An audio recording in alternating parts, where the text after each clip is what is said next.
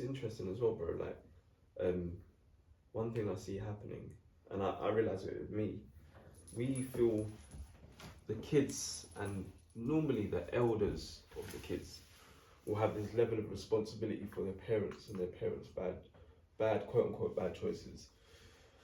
And like I've had a conversation with my siblings recently about like we can run around and try and fix everything for our parents who've made their choices. We're not saying they didn't have like, so there's two sides of me. There's the empathy side, because we know we're figuring it out like shit. Yeah. What they've been given. Yep. And sometimes we've got more than they had in terms of access to. Doesn't mean we're in a better place. We've 100%. Just got access to. Yeah. But ultimately, they have a choice. Yeah. And they've chosen this path. Yeah. Even when they now get information which can support their system, they're still choosing otherwise. So when things happen for them, we can't be running around illy-nilly. Not to say people do what they want to do, but often when we run around, we get exhausted or we get resentful because they might not appreciate that thing. Yeah. So are we actually helpful for them if we're running around for them? Because are we supporting that dependency, which then supports that, no matter what I do, that unconditional love, right? But actually, that word love is the trick. It is the trick. Because actually, if they don't love themselves, you running around for them is not love. 100%. They don't love themselves, so we're actually taking them away from what they need to do. You let them figure this thing out by themselves. They might start standing up now, start thinking, oh shit, I've got to figure my shit out. Or they might not. Or they might not. But I'm saying it's both sides. But it's the problem is they've got to this point out of their choice of how they're living. Whether they're conscious or unconscious, they've chosen it. Now, if you as a sibling who they would want you to be better than, or like my offspring, I want them to do greater things than I've achieved because we want to pass the baton on. Your children now are coming back to you and saying, yo, parents, I've learned something new about myself, the universe, whatever, what we've unraveling. Often we've got it the other way around, innit? It's like kids should never be heard, they should be seen, not heard, whatever. There is a time for that, but there's also a time for learning, because we're in a new age now where we're getting new information, we're going back further because we can, and we've got access globally. So there's things we can do to help. But when I look at my parents' choices, right, I'll bring her like things, she's ill, so I'm bringing her stuff. She ain't taking it. So do you get what I'm saying? So like, I'm like, that's all you can do. Do you get what I'm saying? Question. Yeah. When you do that, who are you doing it for? Are you doing it for her or for yourself? For her. Do you get what I'm saying? There would have been a time where I did it for myself, because there's like a motive for me to have a relationship. But my thing is, you might not know. So here's some stuff, but it's your choice. But know that I'm giving you this so you know, after a while, I'm not going to be doing this. Because now you've got the information to figure your shit out. See, I don't really think, like, for me, I don't know. I would say that when I visit him, I visit him for myself. But as I say, like, consciously speaking, I don't think that it's me fully operating when I go. I feel like it's more the feeling. I think it's for her. Because I'm like, I don't know how long she has, and for me, it's about giving her the best memories. That is probably part of me as well, to be fair. But it is a lot about, like, I want you, we've had one side, which was turmoil, trauma, whatever. What about this side? I want you to experience that. Because I've experienced that I've had my own beautiful experience. So I've had foster parents who are amazing, do you get what I'm saying? And that obviously, my mum looking at that like, shit, I didn't get to be part of that. Yeah. Must be difficult. With my dad, it is double fold, because I never really had a relationship with him like that. But my relationship was distant, as in like I'll just have presents at school or presents at my door, I think, and it'll be like love dad kind of thing. And I've got to know him similar to you, where he's in his illness at the moment, so a product of like drinking, drugs, still taking them, and you know what makes it more fucked up? And I'm just gonna be real about it. Man, them that we know have been selling drugs to my dad. Like in the past. Like Or man, them we actively know now. we've been still now probably. That we know, and probably know, and this is the ecosystem of bullshit, because Yeah. people you know, and I'll say it straight from our block, like, and this shows you the levels of like disrespect that happen, Oh yeah. because people Yes. and money, people will do the foulest things for money and not know what money is, but you're fucking over a family. Rather than come to me and say, yo, bro, just seen your dad, like he's on the stuff. Obviously, I'm a shotter, whatever, but man won't do that. They happily make their money and do you get what I'm saying? So yeah, and that's what adds to the madness, because it's like, rah, your parents in this way. There's people that are aware Feeding off that. and they're feeding off of that, and then they'll be in your face, ha ha ha, he, yo, ram, da da da da. I'm like, how can you yo ram at me when you're feeding off of the suffering of a parent who's vulnerable? But yeah, but ultimately for me, I've had to separate myself from the emotion of it, because I'm like, ultimately, why am I feeding venom into my system off of your choices you've made of your life? It doesn't make sense to me. So some people say, oh, what, don't you care? I care, but it's not in a way where I'm compromising my own system. I'm just in the observer seat, just observing, like, oh shit, that could be why I made certain choices when I was a youngster, because I was observing certain things. Or do you get what I'm saying? Or certain triggers that I have. I'm like, oh, that makes sense.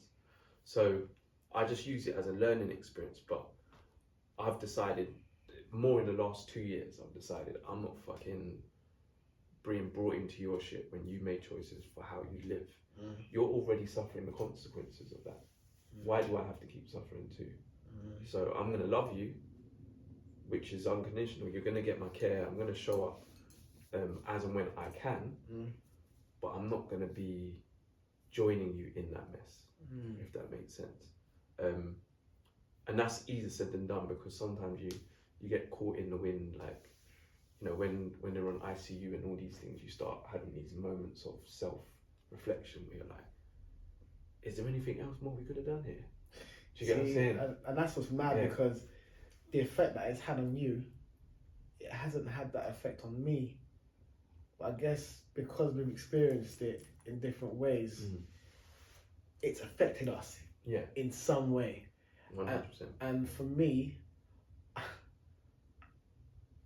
I've done nothing. As in, like, we don't have a relationship. There's nothing for me to tend to. Like, I don't feel like I have to do anything when it comes to him. Like, which is why it has to be an out-of-body experience. Because if it's based off of my feelings, then there is no relationship and there is no real care. But you can't help who assisted in bringing you into this world. And, you know, unfortunately, I'd say unfortunately, you know, unfortunately, actually, unfortunately,